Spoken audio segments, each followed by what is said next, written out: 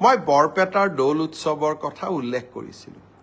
দৌলত যাওঁতে এগৰাকী কণমানি ভাগিনে মোক হাতত ধৰি কৈছিলে যে মামা, এইবাৰ সমাজ অধ্যয়নৰ মেট্ৰিকৰ পেপাৰখন খুব টান হৈছে, মোক 10 নম্বৰ এক্সট্ৰা কৰি দিব লাগিব।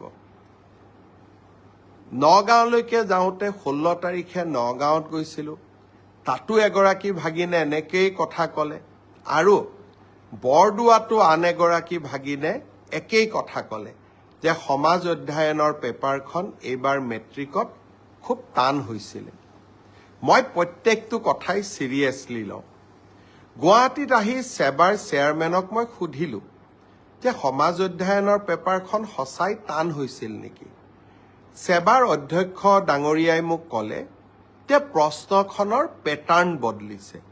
যোৱা বছৰো প্ৰশ্নখনৰ পেটাৰ্ণ বদলোৱা হৈছিল আৰু এইবাৰো পেটাৰ্ণটো বদলোৱা হৈছে যাতে ছাত্ৰ ছাত্ৰীসকলৰ জেনেৰেল নলেজৰ পৰীক্ষা সেবাই ল'ব পাৰে। ব্যৱস্থাটো আদৰণীয়, কিন্তু যদি মোৰ ভাগিনবিলাকে আকৌ মেট্ৰিকত ফেইল কৰি যায় তেতিয়াহ'লে কেনেকৈ হ'ব? সেইটোতো হ'ব নোৱাৰে। সেইকাৰণে মই সেবাৰ অধ্যক্ষক মই অনুৰোধ কৰিছোঁ যে আপুনি চাব, যদি মোৰ ভাগিনবিলাকৰ পৰীক্ষা সমাজ অধ্যয়নখনত বেয়া হয় কিন্তু আন পেপাৰবিলাকত ভাল হয়, তেতিয়াহ'লে এইবাৰ সমাজ অধ্যয়নত আমি সকলোকে অতিৰিক্তকৈ কিবা নম্বৰৰ ব্যৱস্থা কৰি হ'লেও ভাগিনসকলক মেট্ৰিক পাছ কৰাৰ সুবিধা কৰি দিব লাগিব। তেখেতে মোৰ অনুৰোধক বিবেচনা কৰিম বুলি প্ৰতিশ্ৰুতি দিছে, আৰু সেয়েহে ময়ো ভাগিনসকলক ক'ব খুজিছোঁ যে সমাজ অধ্যয়নৰ কাৰণে আমি আৰু চিন্তা কৰিব নালাগে, সকলোৱে মিলি চেষ্টা কৰিব যাতে আমাৰ পৰীক্ষাটো আমি ভবাৰ দৰে নহ'লেও আমি যাতে কিছু হ'লেও অতিৰিক্ত নম্বৰৰ সুবিধা লাভ কৰিব পাৰোঁ। মই ভাবোঁ যে এই ঘোষণাটোৱে ভাগিনসকলৰ চিন্তা কিছু দূৰ কৰিব। মই বৰপেটাৰ দৌল উৎসৱৰ কথা উল্লেখ কৰিছিলোঁ।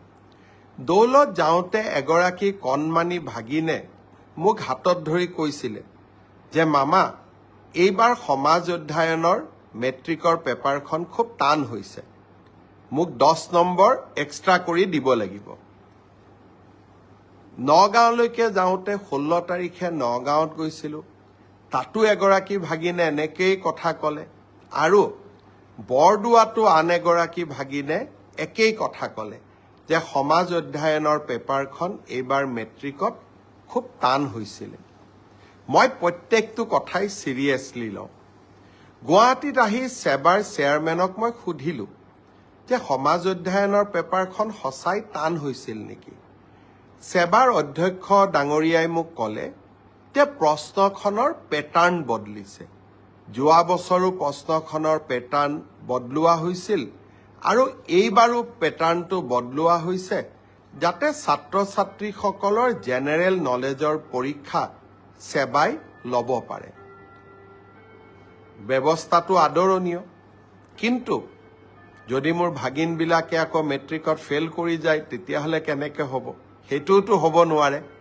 সেইকাৰণে মই সেবাৰ অধ্যক্ষক মই অনুৰোধ কৰিছোঁ যে আপুনি চাব, যদি মোৰ ভাগিনবিলাকৰ পৰীক্ষা সমাজ অধ্যয়নখনত বেয়া হয় কিন্তু আন পেপাৰবিলাকত ভাল হয়, তেতিয়াহ'লে এইবাৰ সমাজ অধ্যয়নত আমি সকলোকে অতিৰিক্তকৈ কিবা নম্বৰৰ ব্যৱস্থা কৰি হ'লেও ভাগিনসকলক মেট্ৰিক পাছ কৰাৰ সুবিধা কৰি দিব লাগিব। তেখেতে মোৰ অনুৰোধক বিবেচনা কৰিম বুলি প্ৰতিশ্ৰুতি দিছে, আৰু সেয়েহে ময়ো ভাগিনসকলক ক'ব খুজিছোঁ যে সমাজ অধ্যয়নৰ কাৰণে আমি আৰু চিন্তা কৰিব নালাগে, সকলোৱে মিলি চেষ্টা কৰিব যাতে আমাৰ পৰীক্ষাটো আমি ভবাৰ দৰে নহ'লেও আমি যাতে কিছু হ'লেও অতিৰিক্ত নম্বৰৰ সুবিধা লাভ কৰিব পাৰোঁ। মই ভাবোঁ যে এই ঘোষণাটোৱে ভাগিনসকলৰ চিন্তা কিছু দূৰ কৰিব। अन्नपूर्णा काव घी देश के हर एक खाने को लजीज बनाता है।